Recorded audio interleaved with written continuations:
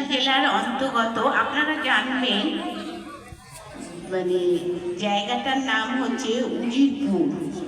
সেখানে ভগবান দাদুর একজনা প্রিয় শিষ্য রজনীকান্ত কর্মকার থাকতেন এবং উনি ভীষণ গুরুগত প্রাণ। গুরুগত প্রাণ মানে গুরু ছাড়া কিছু জানে না। মানে আমরা এখন বলি গুরুগত প্রাণ, কিন্তু আমরা কিন্তু গুরুগত প্রাণ না।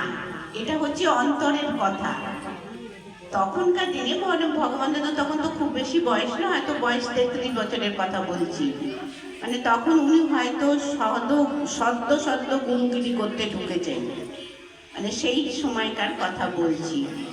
সেই সময়কার শিষ্যর মধ্যে ফাঁকি তিনি বরদাস্ত করতে পারতেন না। মানে শুনেছি ভগবান দাদুর, আমার শ্বশুরের মুখে, যে তার এত রাগ ছিল না। এমনি বরিশালের লোকেদের একটু রাগ বেশি, কিন্তু তার এত রাগ ছিল, একটা হুঙ্কার দিলে সব ফিট হয়ে যেত, অজ্ঞান হয়ে যেত। কাজে সেই সময়কার শিষ্যরা ফাঁকি দিতে পারত না গুরুর নামে, এখন যেটা হয় কিংবা দেখি। তা সেই রজনীকান্তের বাড়িতে গেছেন, ভীষণ অবস্থাপন্ন, সোনার কারবার করে। তা প্রতি বছরই তার বাড়িতে, মানে ওখানে তখন বলতেন ভগবান দাদাকে গোসাই ঠাকুর। গোসাই ঠাকুর আসতেন এবং একদিন করে, মানে একদিন নয়, মানে 5 দিন ধরে যেমন মহোৎসব হয় সমস্ত সঙ্গে, ওনার বাড়িতে সেটা হতো। তা ভগবান দাদুর ওইখানেই আর একজনা বুড়িমা, মানে বয়স্ক করে শিষ্যা ছিলেন। তার নাম কেউ কিছু জানতো না, ছেলে মেয়ে সন্তানাদি কিছু ছিল না, কিন্তু তাকে সকলে বলতো নৌকার মা। তা বয়স হয়ে গেছে তো, তার নৌকার মা শুনেছে যে রজনী কর্মকারের বাড়িতে গোসাই ঠাকুর এসেছেন। তা উনি শুনে একটা থালার মধ্যে ফুল, বেলপাতা, চন্দন, তারপরে গঙ্গা জল, একটু দুধ, তুলসী পাতা নিয়ে আস্তে আস্তে এসেছে। আর সেই সময় ভগবান দাদু রজনী কর্মকারের ঠাকুর বাড়ি, মানে ঠাকুর ঘরের সামনে একটা চৌকি পাতা ছিল, সেই চৌকির মধ্যেই সে বসে আছে। মানে দেখুন কিরকম অন্তর্যামী। উনি জানতেন যে নৌকার মা আসবে। তা ভগবান দাদু বসে আছেন, এরা এমন সময় নৌকার মা এসে বলছে, বাবা বাবা, আমি তোমাকে একটা প্রণাম করব, তুমি নেবে? ভগবান দাদুর হাসি টাসি তো খুব সুন্দর ছিল। তা বলছে, হ্যাঁ মা, তোমার যত খুশি প্রণাম করো। তা নৌকার মা সাষ্টাঙ্গে শুয়ে, তখন তো এরকম নিয়ম ছিল, এখনকার মতন পা ছুঁয়ে তো প্রণাম ছিল না, তা সাষ্টাঙ্গে শুয়ে প্রণাম করছে। তখনও বাড়ির লোকজন কেউ ওঠেনি, আর কি, যে বাড়িতে গেছে। তা ফাঁকা পেয়েছে গুরুকে, যে যতই হোক না কেন কিছু তো মনের কথা থাকে। তা বলছে যে, বাবা, তোমাকে এরকম ফাঁকায় পেয়েছি, আমি কি তোমার পায়ে একটু পুজো করতে পারবো? মানে শ্রীচরণ পুজো যেটা বলি আমরা, গুরু শ্রীচরণ পুজো করতে পারবো? তা তখন ভগবান দাদু পা দুটো বাড়িয়ে দিয়ে বলছে, হ্যাঁ মা, তোমার যত খুশি। তোমার কথাগুলো কিন্তু লক্ষ্য করবেন। হ্যাঁ মা, তোমার যত খুশি তোমার গুরুদেব। সে কিন্তু বলেনি আমাকে, বলেছে তোমার গুরুদেবে তুমি যত খুশি পুজো করো, সব আমি নেব। তা তখন আর কি একটা থালার উপর পা দুটো রেখে ভালো করে ঘি মাখিয়ে, চন্দন দিয়ে, তুলসী পাতা, বেল পাতা, জল দিয়ে, দুধের জল দিয়ে সমস্ত সে পুজো করেছে। পুজো যখন করেছে তখন প্রণাম করছে, মানে তার জীবন ভাবছে মনে মনে যে আমি আজকে মানে স্থূল দেহে গুরুকে প্রণাম করতে পারছি, মানে আমার মানব জন্ম সার্থক হচ্ছে। তা তখন ভগবান দাদু মানে খুশি হয়ে তার পা দুটো বাড়িয়ে দিয়েছে। দেখুন, মানে এটা পেতেও কিন্তু বহু পূর্বজন্মের স্বীকৃতি লাগেন, তা না হলে কিন্তু হয় না। বাড়িয়ে দিয়ে বলছে, মা দেখো তো তুমি আমার পায়ে কিছু দেখতে পাচ্ছ কিনা? তখন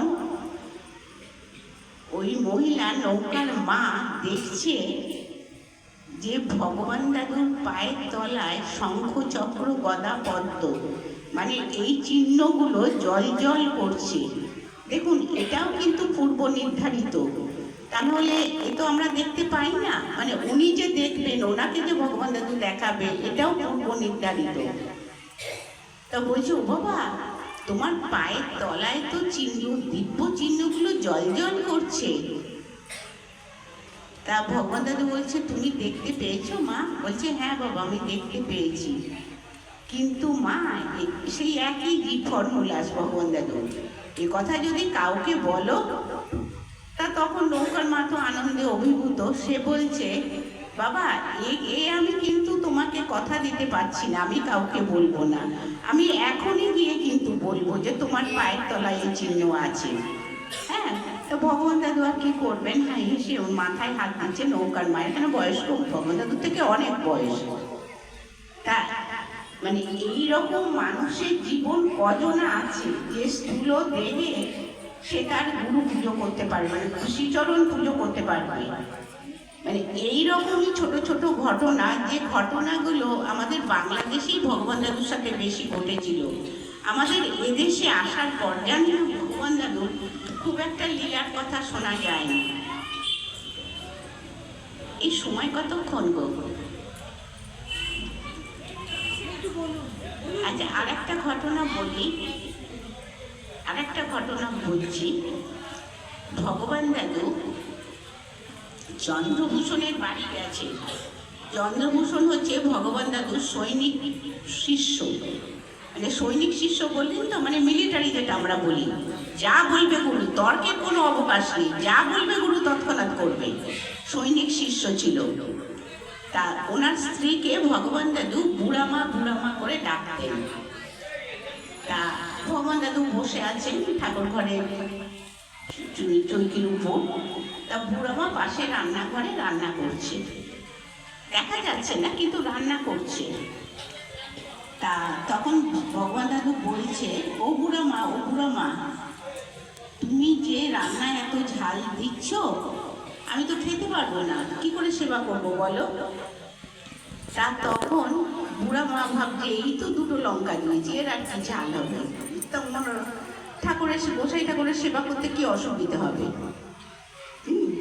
তারপরে যখন খেতে দিয়েছে, তখন ভগবান দাদু ঝালের চোটে খেতে পারেনি। মানে আমার শ্বশুরবাড়িতে আমি দেখেছি, এরা বরিশালের লোক হলেও ঝাল খুব কম খায়, মানে ঝাল খাই না, মানে লঙ্কা দিতে লাগে না তরকারিতে। আমার শ্বশুর শাশুড়ি যখন ছিলেন, তা পাটিটা সরিয়ে দিয়েছে, ভগবান দাদু সেবা করেননি। তা তখন চন্দ্রভূষণের স্ত্রী মনে মনে ভাবছে যে আমি তো রান্নাঘরে রান্না করছিলাম, গোসাই ঠাকুর তো বারান্দায় বসেছিলেন, সে কি করে জানলেন যে এত তরকারিতে ঝাল দিয়েছি? এই কথাগুলো বলার উদ্দেশ্য কি জানেন তো, যে আমার ভগবান দাদু কিরকম অন্তর্যামী। এই যে আমরা করছি, এই যে আমরা যা করছি, সব কিন্তু ভগবান দাদু বসে বসে দেখছেন, শুনছেন। মানে এগুলো কিন্তু আমরা মানি না, আমরা আমাদের দাপটেই আমরা বাঁচছি না, কিন্তু ভাবি না যে একটা সঙ্গে এসেছি। এই যে গুরুদেব ভগবান দাদু আমার বসে বসে, সে কিন্তু সব লক্ষ্য করছে, এক বিন্দু, এক মুহূর্ত তাকে কিন্তু আমরা ফাঁকি দিতে পারি না।